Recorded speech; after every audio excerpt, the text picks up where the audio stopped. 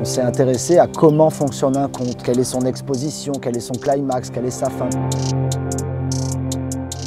Rodez, Mexico, c'est l'histoire d'un jardinier communal dans la zone industrielle et commerciale du Grand Rodez qui s'appelle Marco.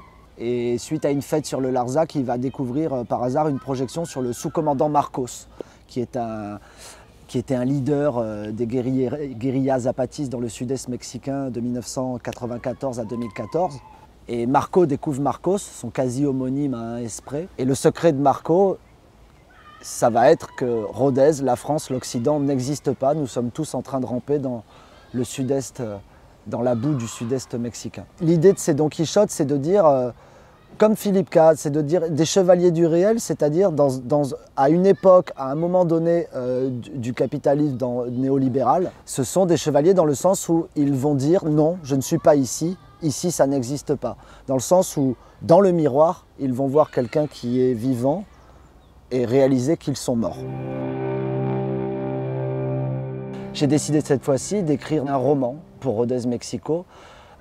Donc, c'est un texte volontairement non théâtral. L'idée, c'est que les acteurs n'apprennent pas seulement le roman par cœur, mais on dirait par le cœur, quoi. Et on regarde avec les acteurs quels sont les outils qui leur viennent pour découvrir ça au théâtre. Et ce qu'on constate avec l'écriture de plateau et qui est passionnant, le corps d'un acteur ou d'une actrice qui joue pense beaucoup plus vite que n'importe quelle autrice ou auteur. Et donc c'est cette confrontation entre une pensée animale du jeu et une pensée réfléchie de quelqu'un à sa table qui va provoquer la collision, et c'est de là que naît la troisième écriture, c'est-à-dire, je crois, l'écriture de plateau, quoi. On a rencontré un grand artiste qui s'appelle Laurent Tixador. On part sur un projet de scénographie, mais qui peut exploser à tout moment parce qu'on est en écriture de plateau.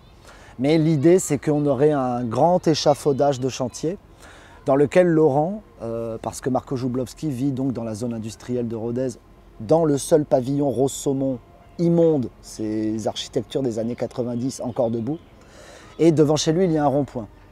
Eh bien, Laurent propose une façade, va faire une façade de pavillon rose, mais à partir de déchets roses cousus ensemble. Et il va faire une pelouse à partir de déchets verts cousus. Et on va travailler sur des échelles. Le pavillon est à 1 sur 1 presque. Et puis il va en fabriquer des plus petits. On pourra faire du théâtre d'objets. Et puis quand on filmera son décor, on verra des déserts mexicains dedans. Le roman dresse l'histoire de Marco Żuławski et sa bande, à savoir son meilleur ami Vigile, une punk à chien espagnole qu'il rencontre sur le Larzac, un journaliste de France Bleu Aveyron qui le suit et qui l'admire beaucoup, et ses deux meilleurs amis aussi, Jean-Guillaume et Tristan, qui se taisent mais font de la musique tout le temps. Ils vont le suivre comme des anarcho-mariachis. Donc ce qu'on va voir, c'est vraiment le déroulement d'un conte. On s'est intéressé à comment fonctionne un conte, quelle est son exposition, quel est son climax, quelle est sa fin, parce qu'un conte, c'est passionnant. Malgré toutes les obsessions sur le capitalisme, le conte permet qu'un gamin qui n'a que 13 ans, quelqu'un qui n'y connaît rien, puisse sensiblement recevoir la même charge que quelqu'un qui est au courant de ses problématiques.